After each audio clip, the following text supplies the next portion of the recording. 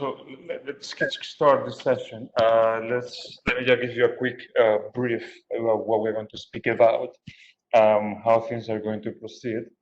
First of all, let me give you a heads up. We are not going to make it technical. Though of course, it's a bit of a dichotomy, keeping the technical, non-technical, but nevertheless, we are going to do that. We are not going to get into the programming side nor the hardcore engineering side of it. We are just going to run through the real-life samples and real-life applications, which you will see. I have kept it as graphical as possible on that regard, and of course, as applicable to real-life scenarios as well.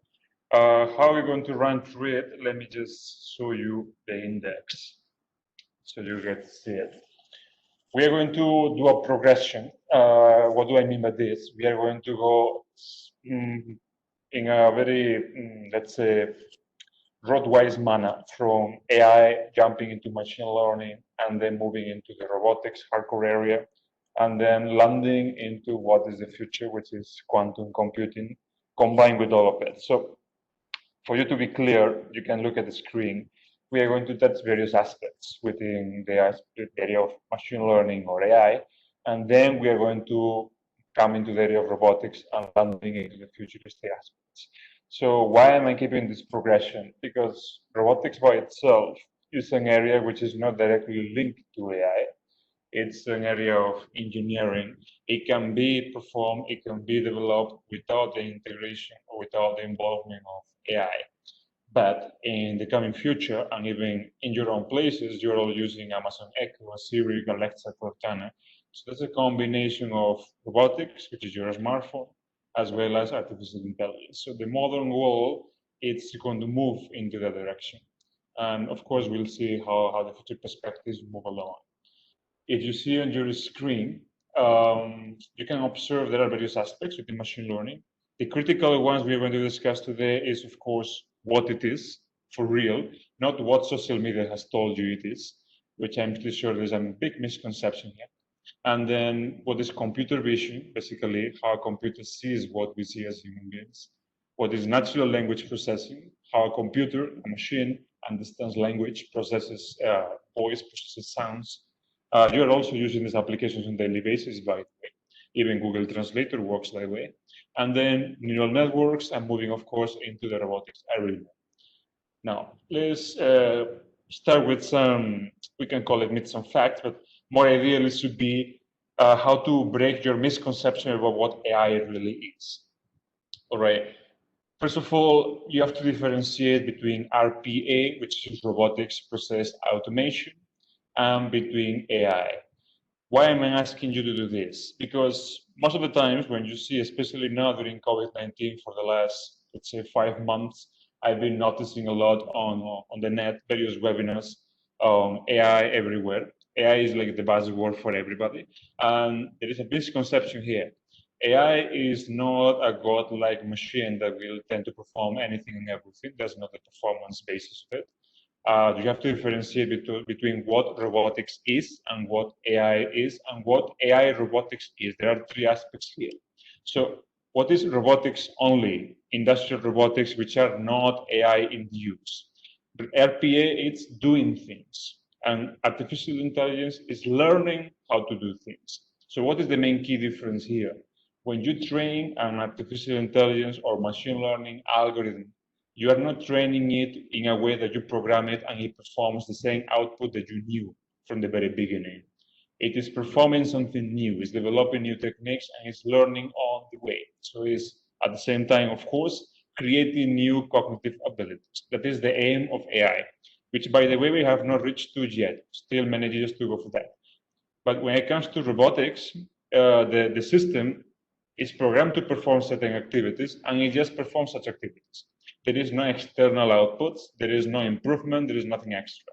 So that is what is happening when you use your smartphone. Your smartphone is programmed to do certain things, and it performs those tasks. And there is no extra improvement, no extra learning, no development of any kind. Hence, you have to understand this difference. This is very critical. That is why when you use Alexa or Cortana or any other interface, when you ask any complicated questions, it just cannot answer. Why? Because it has not been programmed to do so. But however, when you use Amazon Home or Amazon Echo or Google Home, it tends to try, at least it tries to improve the answer. It tries to look for answers on the net, and it learns upon your responses. So there is a certain basic machine learning algorithm to it, which needs to be further developed. So all that is in place, and I just want you to be clear about this overall differentiation, so you're aware about it, and you know how the world really runs. Now, another ice-breaking parameter, which I'm sure you have no clue about. Most of you might think that artificial intelligence comes from computer science, comes from statistics, comes from probability, mathematics, algebra, and so on and so forth. The origin of AI is psychology, cognitive psychology, liberal arts, to be very, very straightforward. So without liberal arts, without sociology, without psychology, without philosophy, artificial intelligence, machine learning, so on and so forth cannot exist. It's just not possible. So all of those who think that by doing, because this has happened to me, personal experience, those who think that you do a BSc in mathematics or B engineering, and then you directly progress into another master's program in the same lines, and progressively a PhD or a job, and you're going to be the next Nobel Prize for artificial intelligence, which is not there yet. It's not going to happen. There is no such thing. You're not going to get the Fields Medal because of that. Why artificial intelligence is thriving and is really developing across time is because cognitive psychology is there. There's a questioning, there's a reasoning behind it. And if you want to question it, you can just look at the terms itself: artificial intelligence and machine learning, intelligence and learning. These two terms are pure core psychology. So without understanding human intelligence and without understanding human learning, there is not going to be any sort of artificial development or artificial cognitive development for that matter. So we have to be very much aware about this. I really want you to grasp these terms and these conceptual aspects from the very beginning, because if you believe that with maths and stats you're going to roam the way like most data scientists believe, there is no scope in the future for that particular parameter. So you need to understand this part, and this is very critical. Something else which is also critical, which I'm sure you can see on social media across n number of webinars on daily basis. And let me give you a heads up, because this is very important, simply because if you don't realize these aspects I'm going to explain you right now, you might land yourself into certain troubles sometimes. Let me tell you why. There are n number of webinars, a number of professionals, a number of startups, a number of companies using what they call AI services or AI-based products, and there are other sort of terminologies like that. Let me just tell you, there is nothing called AI in the world right now. What you know as AI does not exist yet. What you know as AI is called machine learning. So that machine learning is still basic in comparison to the scope that we wish to have. So there is nothing called AI.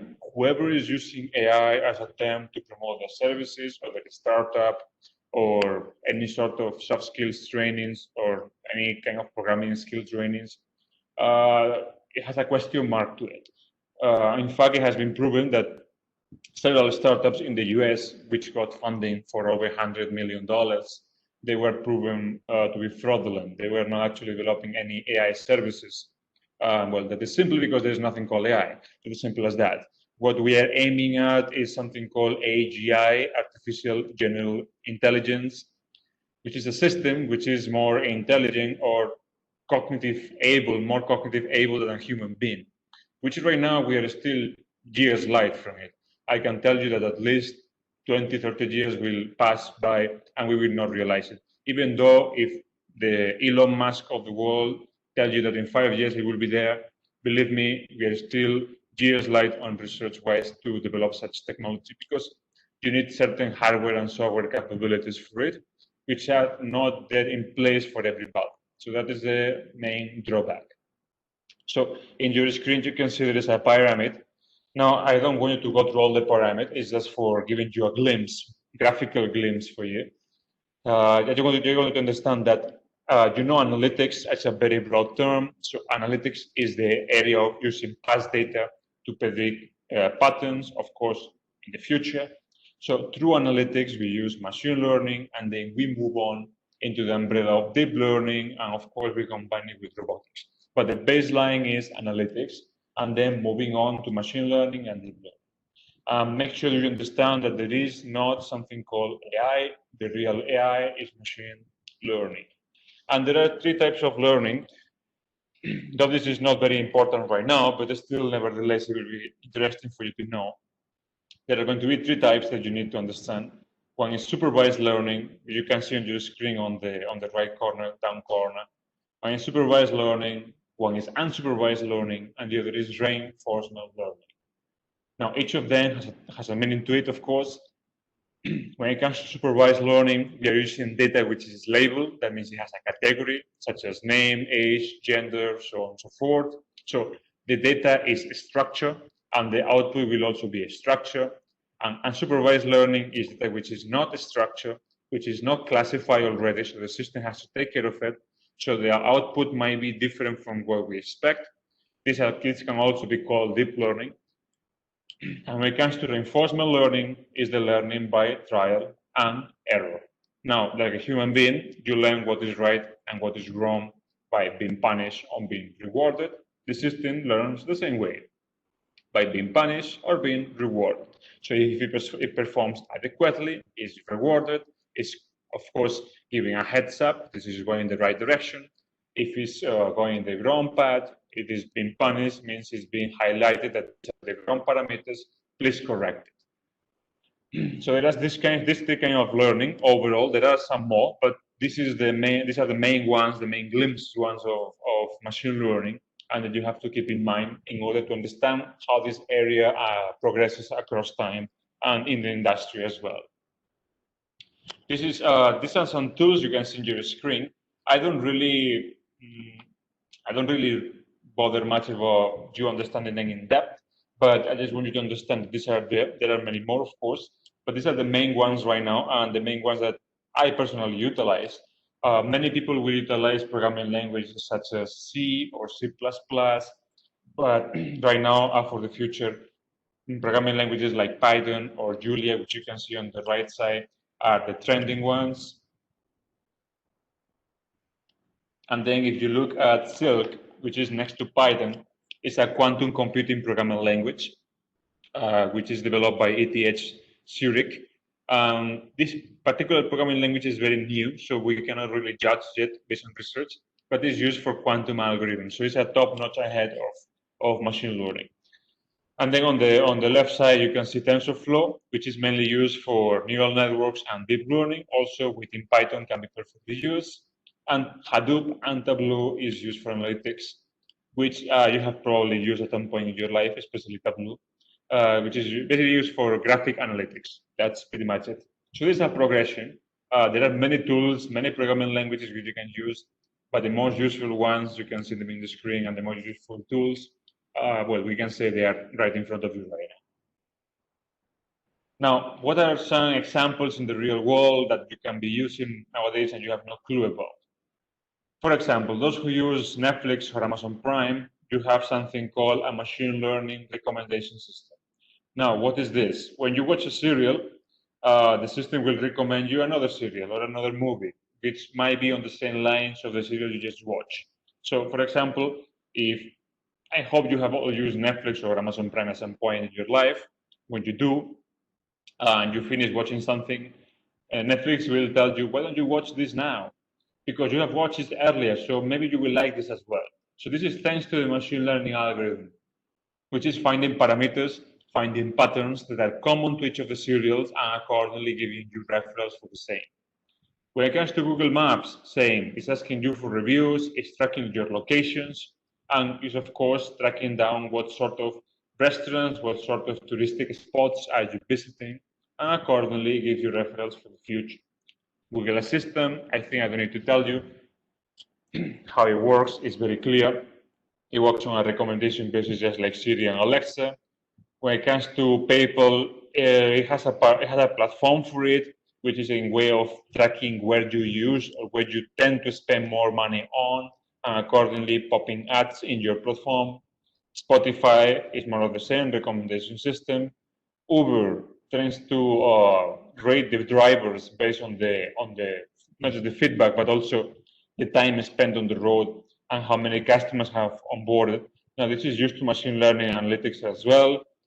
Gmail is using text prediction. If you have opened Gmail anytime in the recent past, you might have seen that it has a recommendation system for the text.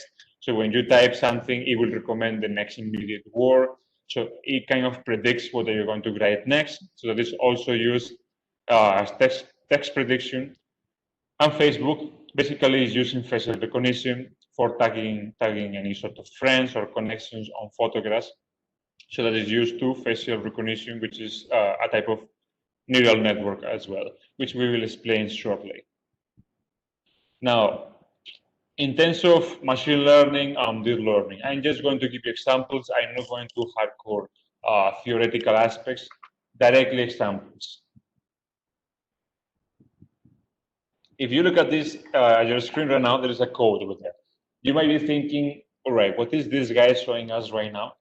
There is a code over there. I might not understand a single line of it, but let me just break it to you. I'm not keeping it technical. I'm just giving a heads up to you. This is Python programming language.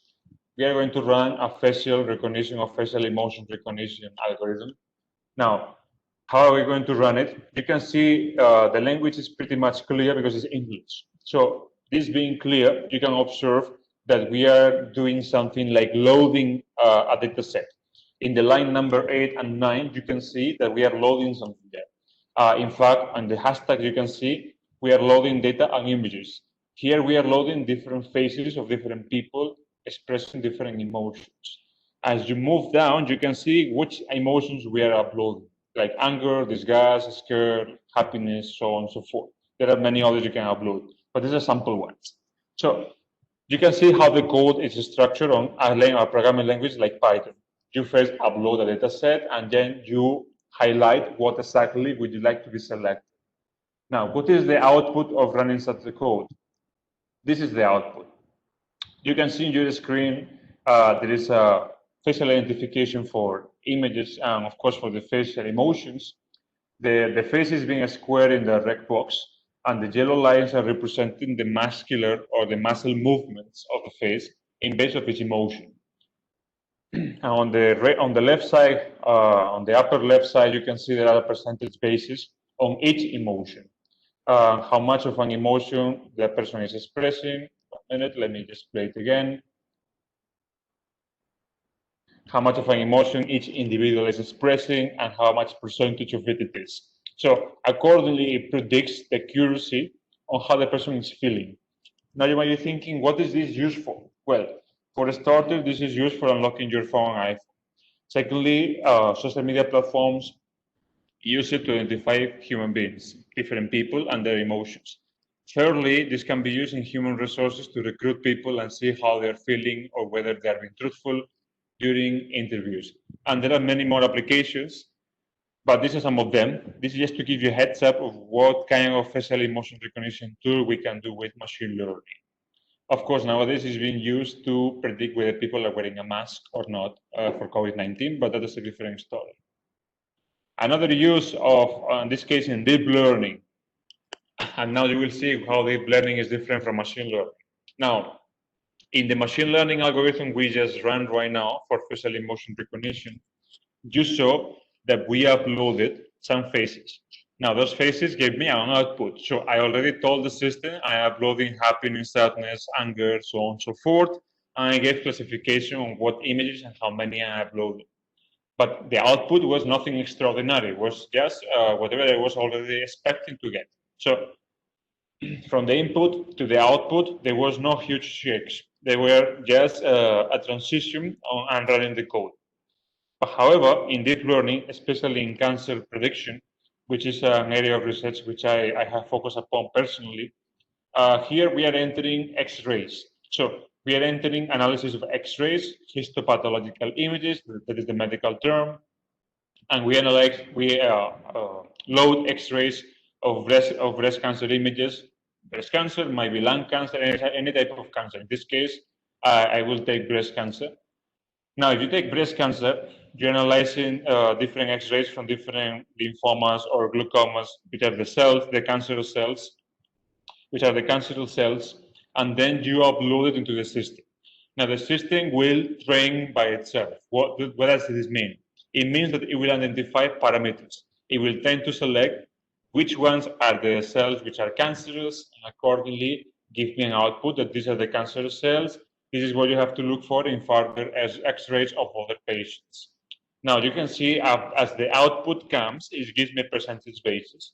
And towards the end, in the second box on the down corner, right corner, you can see there is a prediction, a probability. So when I get the probability, this means that, for example, in this case, it's 0.99 out of 1, so it's 90%. So keeping a 90% probability that this is a lymphoma cancer, or a lung cancer, or a bladder cancer, or a breast cancer. So what do we do here? We basically collect different kind of X-rays, we analyze them, and then we run them against the new X-rays of new intake patients and see whether they are being cancer positive and which type of cancer they have. And accordingly, of course, we can improve medical diagnosis. And needless to say, we can avoid people from passing away before they can actually be cured from this cancer, which obviously is a huge medical revolution if you look at it in the long run. Now, moving into a more down to earth or more, let's say, less medically oriented field is computer vision. And the kind of example I'm going to give you is not related to the medical area. So computer vision is training a system on how a human being will identify that system. What you just saw right now on breast cancer is also computer vision, but it's a bit different from what I'm going to show you right now. The computer vision I'm going to show you right now is mostly on autonomous vehicles. So this video you can see right now is how an autonomous car, be it a Tesla or any other autonomous vehicle, identifies the road. So what are we doing here? We are training the system to recognize roads, to recognize streets, just like a human will do. Now you might wonder, why are these areas colored in green, yellow, and red, and blue? Well, the green means the path that the car is supposed to go, and the path that the car is supposed to undergo. The yellow will represent the human beings, and the red will represent obstacles.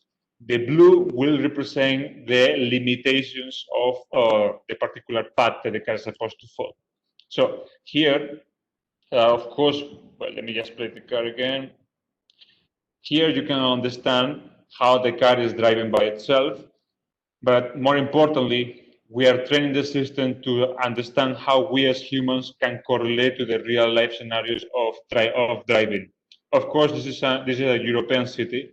I believe it's in Germany, if I'm not wrong. So you can see there are certain traffic lights, and the system also identifies those traffic lights and the stop signs and the zebra crosses, and understands when is the time to stop or obey certain traffic regulations. So this is to give you hugely basic and quick glimpse of how computer vision works and what it is. This would be the clear example for you to understand. Though the breast cancer prediction was also computer vision, but a bit more complex, we can say. Natural language processing. Here we have a bit of a different tool. Now, what is natural language processing? It's identifying exactly sounds, voices, any sort of verbal or audio visual, or audio more than visual, but audio related cues. So this can be in the form of sounds, this can be in the form of voices, this can be in the form of music.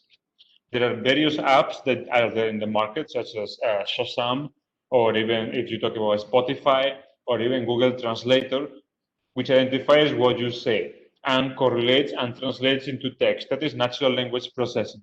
So to give you an example, I'm not sure if you can hear the video, but nevertheless, doesn't matter. This video, what is going to happen is the individual is going to play certain notes on the piano from Mozart, and the system, by listening to those notes, is going to represent the notes, the actual lyric notes of music in this case. So just take a look at it.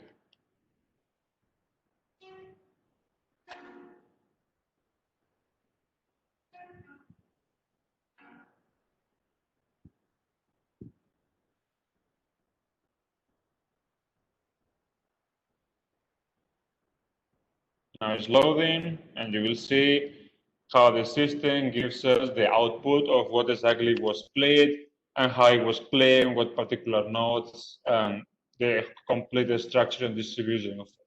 So this particular code, similar code, is what apps like Spotify, Shazam, and so on are using to identify what kind of music you're listening to, or what kind of music is being played outside, and accordingly identifying the type of song, the singer, and the album. Neural networks. This is a bit more complex, but let's not go into the complexities of it. Neural networks is trying to recreate the human brain, the human structure, we can say the neuromorphic or the neurological structure of the brain, the interconnections among neurons in the brain, and creating new parameters. Now, what is the use of doing that? If you correlate different neurons, just like in the human brain, we create new actions, we create more accuracy, we create, of course, more speed in the processing and different outputs. So this is what we are aiming. Now, neural networks are a bit more complex than what, of course, the previous tools also run on neural networks at up to certain extent. So it's not like I also do something different and now neural networks is completely separately. It's not that. The other two also were linked to neural networks, but in this case, I'm going to only speak about neural networks and give you a very clear example.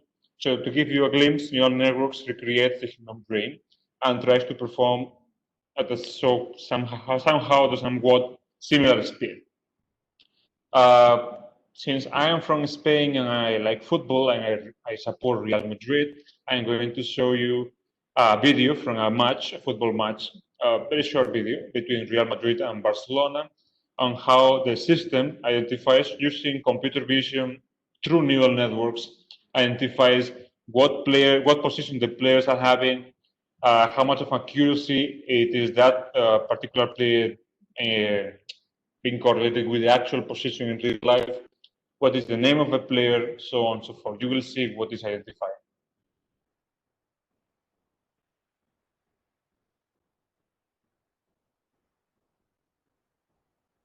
So you can see there are different scenarios, for example, here, where there is a particular illegal action happening during the match, like an elbow shot in the face, and how the system is identifying it and catching it before the referee does even.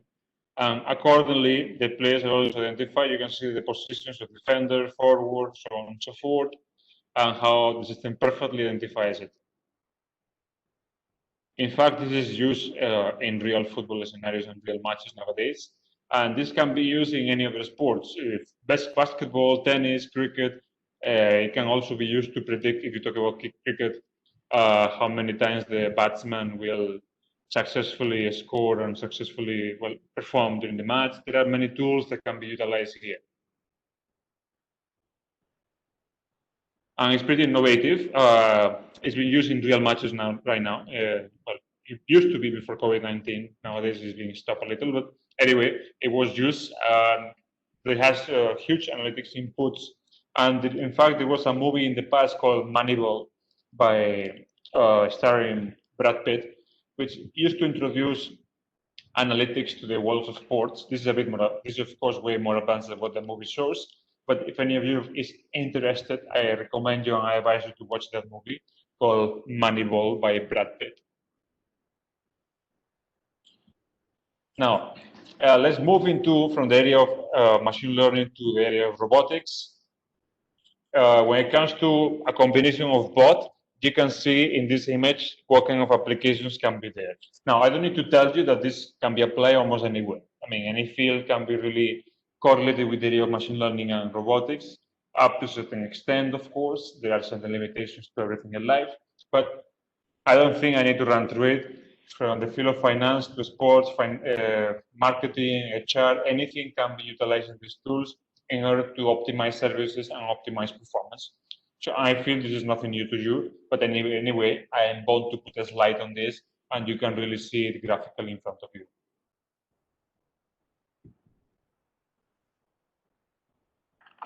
Now, as I told you at the very beginning of this webinar, the area of AI machine learning, it is very much closely related to the area of philosophy and psychology. So for me, it's very important to highlight some ethical questions. For example, and I would like you to answer these questions, maybe not in the chat or maybe not in this webinar, but on your own, and you can always, of course, catch up with me later on LinkedIn or on personal basis and tell me what you think, because this is a personal area of research for me as well. So one of the questions which I have arisen more often than not is, who can assure that the data is not biased or being manipulated? Because this all runs on data. So who can assure me that the data is not being biased, first? Secondly, is there any regulatory body?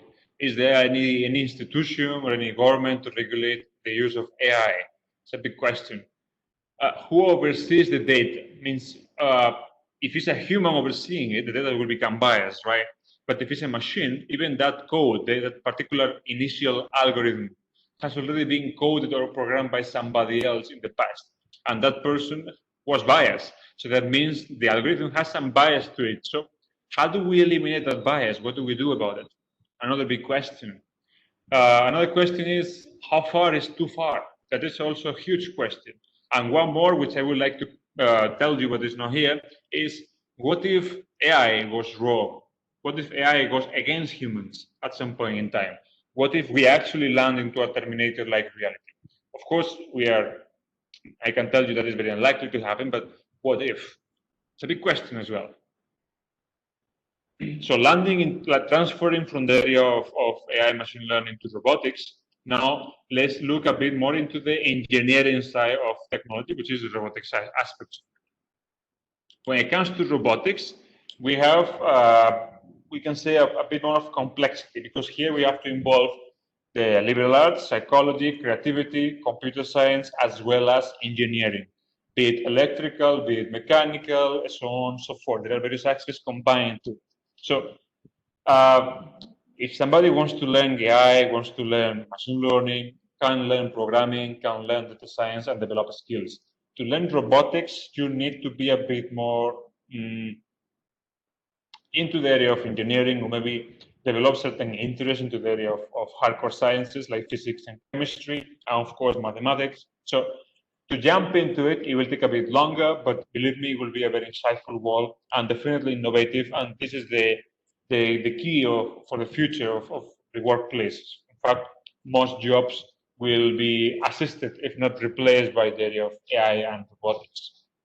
So what kind of tools, like earlier we saw the tools for machine learning, what kind of tools do we use for robotics? There are many, but to highlight you four, which I personally use, UiPath is very useful for certain capabilities on productivity improvement. Arduino and Raspberry Pi, which you see in the middle. Arduino is used for basic robotics as well as certain complexities. It's very programming friendly. So even if you want to learn Arduino at your work, at your home, you can do it. In fact, I normally post on LinkedIn in a magazine. I collaborate with Analytics Indian magazine, certain articles on programming at home Arduino tools. An Arduino chip will cost you some 500 rupees, so it's very cheap in that regard. And you can just buy it, order it on Amazon, bring it home, program it with the computer. There is an Arduino programming language. Through my articles, through my tutorials, I teach how to do it. I so far developed tutorials on how to develop traffic lights, how to develop thermometers, how to develop what else was that? Infrared thermometers, how to develop water pressure meters. So there are various tools to it, and you can almost do anything with Arduino in that regard. For Raspberry Pi is AI induced, so it has already certain machine learning algorithms coded into the chip. So it helps a lot for facial recognition, for computer vision, for natural language processing. And it's normally used for small robots which have a camera and will identify your face when they see you, for example. And C++ is, or used to be, the language by default in robotics. Now things are changing a little. But anyway, It's an interesting language to know, and not just for robotics, but also for machine learning. Now, let me show you, I want to show you 3 case samples of robotics, which I'm personally working on, though I will discuss a bit more my research areas in very short time. Now, the first one I'm going to show you right now, it's something I have already posted on LinkedIn, and something I am speaking about at a conference in the month of August, US-based conference. So this is on printing of 3D organs using robotics and using machine learning. Look at the video and I will explain you shortly what it is.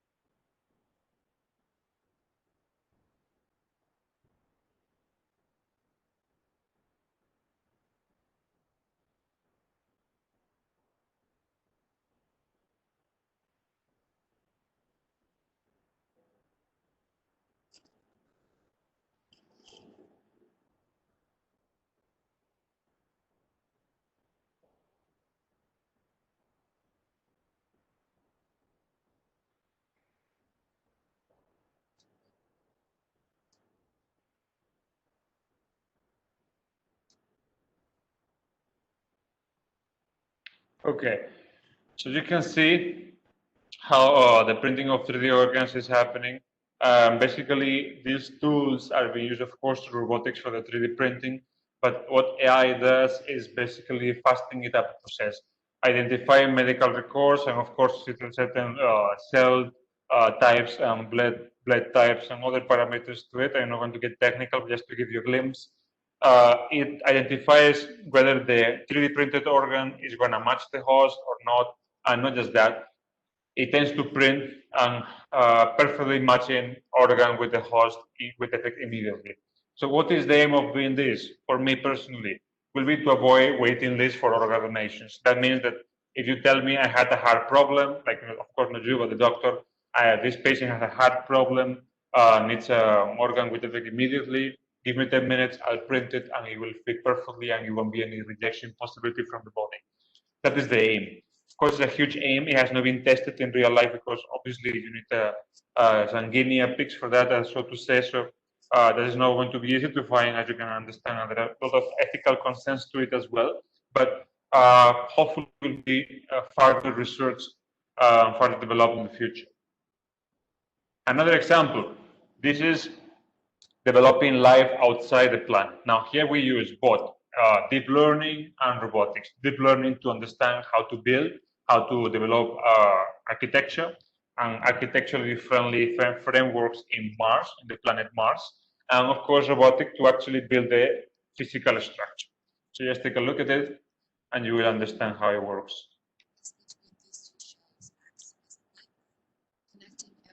I'm not sure you can hear it, but never mind.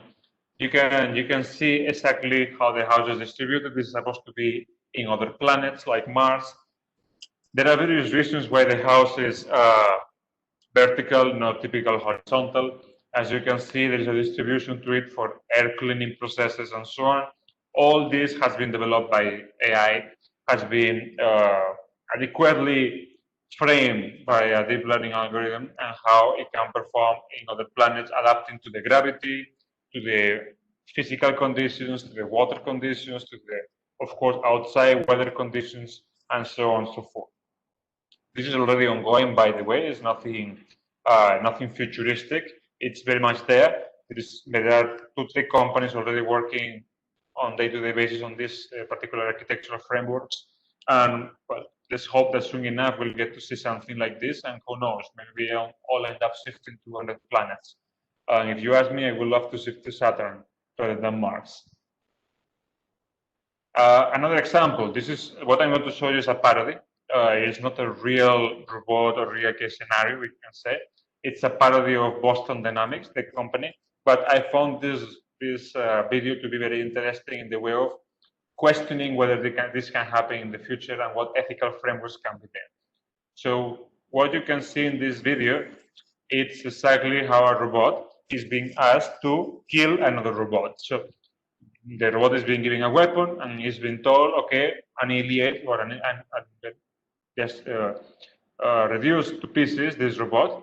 And the robot is doubting whether I should do it with the robot or with the humans. So they are pushing him. He's of course rejecting to do so. And they keep pushing the robot to proceed ahead. And when the robot is being pushed one more time, he goes rogue and he rejects the human instruction and then goes and saves the other robot and runs away with it. Now, this is a parody. Of course, this has not happened in real life. But why I'm playing it here is because there's an ethical question to end that what if we actually program robots to be security or to be law enforcement, and then they decide that it's not worth it anymore, and they go wrong? Think about it. That's why I play it here. This video is on YouTube. You can perfectly watch it. You can look for Boston Dynamics, which is on the corner of the video, and you will see it. It's a pretty long video. Not only this part, there are many parts to it. But it's a question mark, which I also had in mind, but what if? And when developing new tools, I always have this question in my mind as well. Now, some projects I'm personally working on, there's cancer cell identification. I already saw it, the breast cancer. The bionic organ production, I already saw it to you as well, which is the 3D printing of organs. And then there's one more, which is using deep learning induced in drones, the flying drones, in order to predict agricultural pests and enhance crop quality production. I not tested this in India. This has been tested in Europe, but nevertheless, it would be interesting to test it in India, especially considering the latest test of locusts which happened. It could have been predicted and even avoided, or could have found a solution maybe. So, well, this is research ongoing, as you know. This research, all these areas of research take various aspects. One is time, second is resources, and third is financial ability. So when these three aspects are at the same time and sequentially in place, it's very easy to conduct research. Otherwise, as you can imagine, it becomes very complicated because this is very in-depth research. A lot of manpower, a lot of years of research is required. It's not going to be 1 year research shot because we are not running Google or Tesla or Microsoft here. We don't have limitless resources. Hence, it will take some time, but and hopefully it will happen probably in 2021, 2022. And the last part of my presentation before you can ask any questions, this is the future, okay? AI and robotics is the present and the short-term future, but the long-term future will rely on quantum computing. Now, quantum computing is a bit different from the regular computers, you know. Regular computers run on binary code 1 and 0. Quantum computing runs on simultaneously ones and zeros at the same time. There is a difference there. So one is 1 or 0. Quantum computer is 1 and 0. So what does this mean? That means that the speed is more than 1,000 times beyond the spectrum of a regular computer. So just imagine if with regular deep learning algorithms on a regular computer or CPU, we can run such fascinating and exciting tools. Imagine what the future can do with quantum computing. We can really go beyond the human spectrum and beyond the cognitive abilities of human beings, which can be, of course, extraordinary in that regard. So from my end, this will be all. Now I will welcome any questions, any comments that you would like to ask about, and of course, feel free to answer.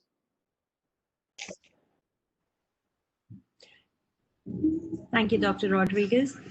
So, one of the questions that, we always foresee in such webinars and when we're talking about robotics is that, we are talking about the future here, right? And how has this COVID or this pandemic impacted? Or do you think it has just probably helped in, the pandemic? Yeah. This particular space of technology has not really, in fact, I can say that COVID-19 has been positive for the area of technology because now people have realized that not just online platforms, but also relying on technology is key to a sustainable future if you want to ensure things like social distancing, for example. So it has actually been positive. There was a downturn in the month of February where people were hesitant about robotics, machine learning, and then when all this situation took place, things really picked up very quickly. So, well, I can say it was positive in that regard. At least something positive out of the situation, we can say. Yeah, so we have another question. AI and ML, what level it is using in cybersecurity? Well, yes. So this is something interesting to answer. That first of all, we need to, because there's a bit misconception I have noticed many times that people believe that somebody who can develop deep learning algorithms or robotics algorithms will know IoT, will know cybersecurity, will know everything. Everything will come under the same globe, and it doesn't. Cybersecurity is software development mainly, and debugging and firewall development. So when it comes to that, deep learning can be directly impacted because, of course, can develop further firewalls into any website or platform. But ideally, rather than the question being whether AI or ML will be there, quantum computing will be clearly insane. If quantum computing really develops to a certain extent, it can really come across such an advanced firewall that not even another quantum computer will be able to break. So we can assure that there will be an extreme level of security. But of course, everything that comes, as I remember very well, I'm a fan of Marvel movies, so I remember very well in Spider-Man, a big power comes with a big responsibility, I believe that was the quote. So I can tell you quantum computing has a big, huge power, but you have to brace for impact because if it's misused, obviously, it will lead to negative consequences. Great, thank you. So we have a question from Mansa. As AI and ML is what we humans have created, and then it is automatically picking up from there, to what extent can machine learn on its own? And what if we stop giving inputs? Will it still keep learning based on the existing data? Okay, so there are three questions, I believe, correct? To what All extent right. learn Yeah. on its own? So the first question, how much the machine can learn on its own? If we program it on deep learning, it is limitless because on deep learning, it will not develop expected outputs. It will develop new outputs, which we might not know even about. So it is limited from that regard. So it can go beyond the human spectrum. If we look at, again, what if we stop giving inputs? Nothing happens. If we stop giving inputs, the machine will learn from the net. There are various platforms for that. In fact, that's what Google Home does. It doesn't learn from you directly, it learns also from the net. Then what if we, like, will we still keep learning based on existing data? See, data is always going to be there either way. So it will learn because data is, if you speak to Siri and you answer, like you ask Siri, tell me a joke, and Siri tells you the joke, and you say I didn't understand, Siri will identify that I didn't understand as data, and it will classify it. So that is data either way. So hence, it will of course be loaded accordingly, and there's always going to be some data available for the system to, well, recognize and to load accordingly. Right. All right, so we have another question. How far AI and ML are helpful? Can it be used for fraud from a player and using image processing and reinforcement learning? Okay, where is the question? So they're asking if AI and ML can be used in skill-based gaming.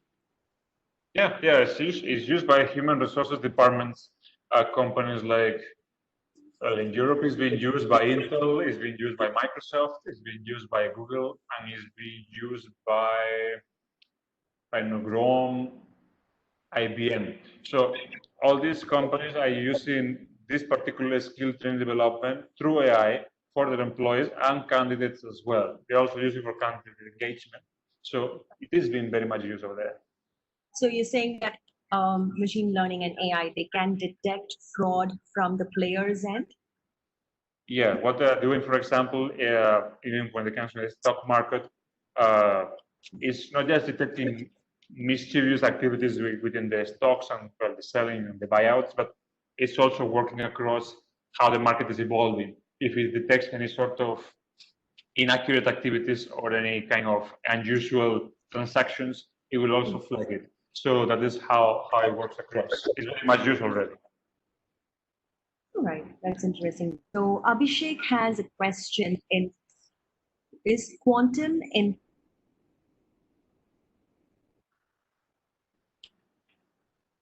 Okay. That is okay. Yeah, I can see the question. So by REG, you mean what? Because REG is abbreviated for various terms. So which one are you referring to exactly? Then accordingly, I can answer it. Elaborate a little more? If you can just type that out, we will have this answered. And of course, we have Rajesh Rajan, who said that this has been a very informative and a knowledgeable session. Thank you to Dr. Raul for such a wonderful talk. So any other questions?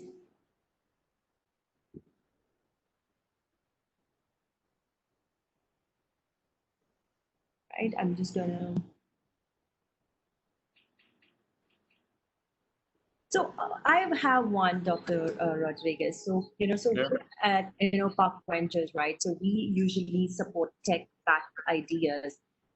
How would you motivate young, students and young entrepreneurs to have this field and come up with something new, and start something of their own? What would your word of advice be for them?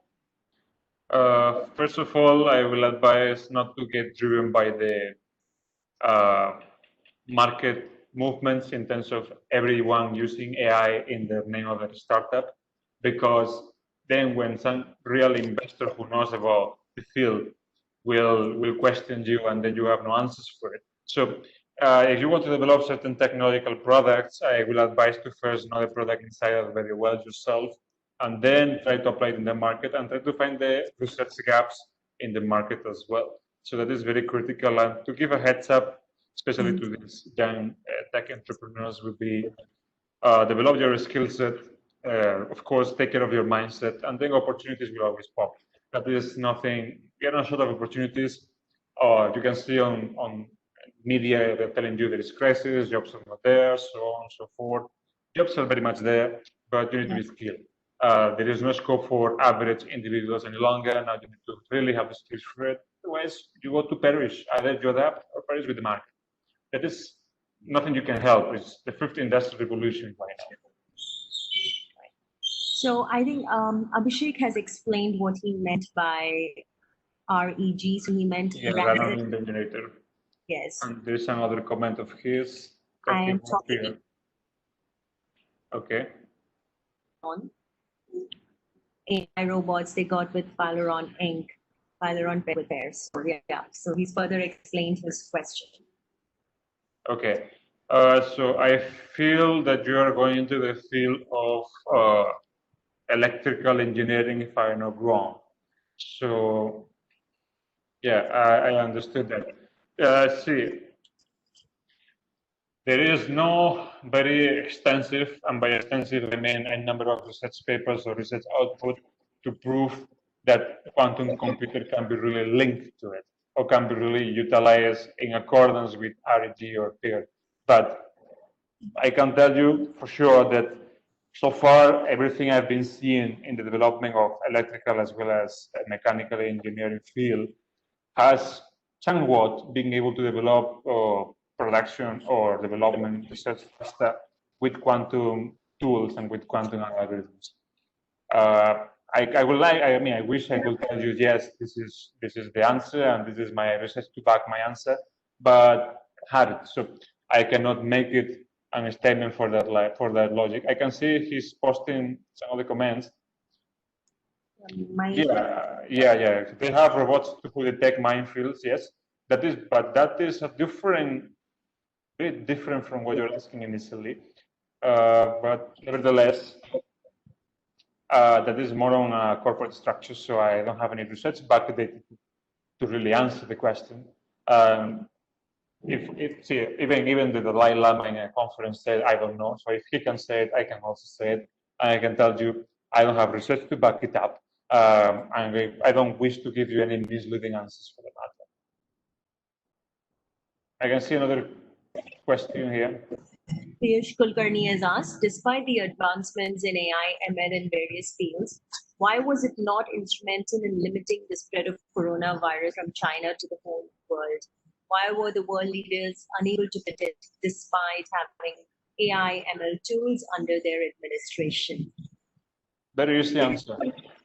Uh, I don't want to get into conspiracy theories, to be honest, but it's called politics. So I think that answers everything. I'm not going to start taking names of countries and so on and so forth, but I feel that we are aware that this has not been managed adequately, and it's politics. Nothing to blame on technology, to be honest. I've seen it live, I've seen it work. That's not the problem. Right, so we have another one. How AI is impactful in logistics and supply chain management? Question from Ravi Kiran. Mainly is used for supply chain optimization. So companies like Amazon are using it for not just delivering, of course, with the drones, which are enabled with Google Maps and geolocation, but also for optimization of the services, quality controls, as well as production services. Ideally, unfortunately, most people working in the supply chain will be soon replaced by AI or robots, but there's not much you can do about that because companies want to invest in the same. So it's going to kind of be the future.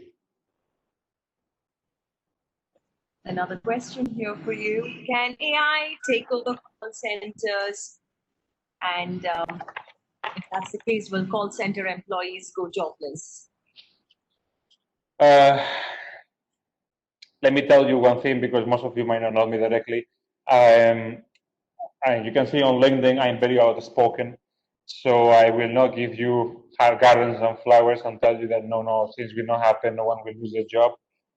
Call centers can be, and in fact, they are being replaced in various companies like Teleperformance, which is a very huge BPO call center-based company. Will these people go jobless? Yes. Will people in the supply chain go jobless? Yes. Will people in McDonald's and certain fast food chains go jobless? Yes. Will HR administrators, executives, slash VP, slash whatever be jobless? Most probably. So we all these clerical related jobs, administrative related jobs, which are on routine basis, go off definitely. When will that happen? I cannot tell you. If it is positive for society, that depends upon what you want in life. I know people will suffer, but people have been suffering for centuries so far, and we evolve and we develop our skills accordingly. So I feel there has to be a transition period at some point. We cannot just rely on what if they lose a job. If they lose a job, they will look for a solution, like everybody has done across centuries. So this is what an industrial revolution is about. There are going to be changes, people will suffer, and of course, well, things will move on. And since Abhishek just mentioned in the chat, he's from 12th standard. Well, you are just in the right spot because you don't have to look for a job right now. So by the time you graduate, the market should have come back to normal, ideally. Jobs will change, though. So the old-fashioned engineering programs won't do. The old-fashioned medicine, law, BBA, BCom programs, which are old-fashioned, I mean, outdated. Curriculum won't do. You need to be very much involved into technology. That's very much required. And whether you can do it, he's asking for a crash course on AI. I honestly hate this term of crash course. There's nothing called crash course here. You cannot learn mathematics in 12 hours course. So you can learn the basics in a crash course, yes. There are platforms like Coursera or EDX that you can perfectly learn. I don't have a course in mind right now to refer to you, obviously, I don't know them by heart, but you can just Google it and find many good courses by Stanford, Harvard, and Wharton Business School, which they have on it. And that would be my advice to go on that. I see. Okay. So what he meant is it's just that he was not able to do his master's, so he is a 10+2. That's what he All was explaining. right, I understand that. Okay, all right, fine. My bad. Never mind. Anyway, it was by everyone. We have another question from Neeraj. The error percentage of AI system and the possibility. Well, I really wouldn't give any sort of futuristic answers in that way, but I can tell you what is going to happen right now, and not just on this field, but every field for that matter. The world is going to change, and it's going to change radically. If not, you will see in the coming future. Every single field that you know will evolve into a technological area. So I would like to give you a magical answer and tell you this is the only answer possible, but there is nothing like that. One answer won't fit all. So I can really not tell you such thing because then if something goes in the other direction, you will blame me for the same. So I rather not jump into such pool. Abhishek is asking again, can this crash course help me to work with a program firm which is into AI? See, you're asking me if you're going to get a job because of just doing a crash course or degree or any PhD for that matter. Jobs depend upon your skills and upon your degrees. So if you're good, you can get a job. If you're not good, you won't. Simple as that. There is no more logic to it. The same logic that Niraj has about the errors percentage. Uh, Human errors are very huge. When it comes to AI errors, it depends a lot on the platform, and this is why I said I cannot give you an answer depending on the field. There are many. When it comes to breast cancer, for example, in medical field, it can be 80, 90% accuracy, so only 10% error because we are a very critical field. Other fields, there can be huge error margin depending on who's programming. So it depends a lot, and we of course hope for 100%, but that's not going to happen ever. So 90% is a very optimistic view. And again, for the same thing of jobs. No degree is going to give you a job. But no one can assert your job. Let me tell you that. You can only yourself assert your job. Develop your skills further and prepare yourself mind-wise to get that particular job role. Then you will get it. Right. Here with the time. But do we Sure. have any other questions? Okay, are children 10 plus years? Last question, he says. One second. Are children 10 plus years good to learn AI? I mean, so how early can you introduce this whole concept of AI and robotics to kids? Do you think they'd be able to understand?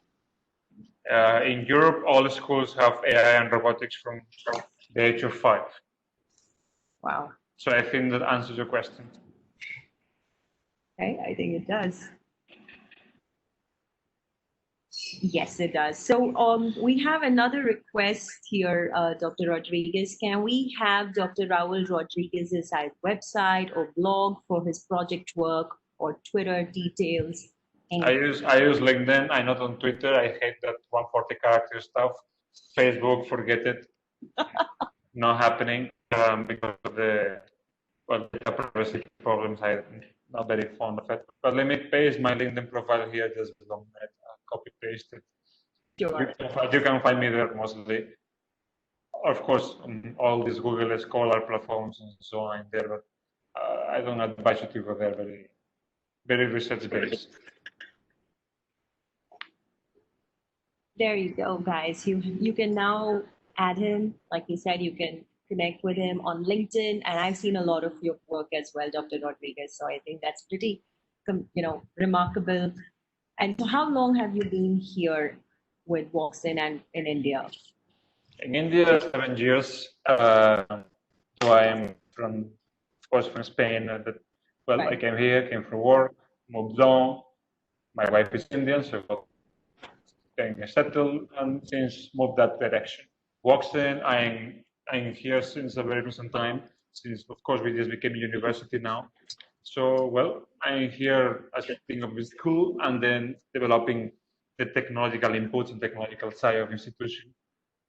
Which of course is one of the pioneers in the country for that.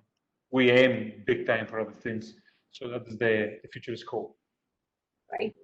All right. So everybody, my name is Joanna. I know it says Naveen page. I'm Joanna. I engagement for Innopark Ventures. So, and thank you, Dr. Raul, for being a part of our session today. So this is day 2 of Matchathon for us. We are inviting tech-backed ideas. If you have any idea that you think can be converted to a scalable business, you can log on to match.in. And all our sessions here are recorded. And Dr. Raul Rodriguez, we will also share the video link with you. You can share it on LinkedIn, and it'll also be there on our website. So any questions before we wrap up?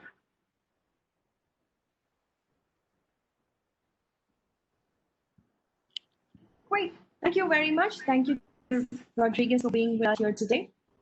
Thank you so much. Have a good day, everybody. Thank you for joining on a Sunday. Thank you. Bye.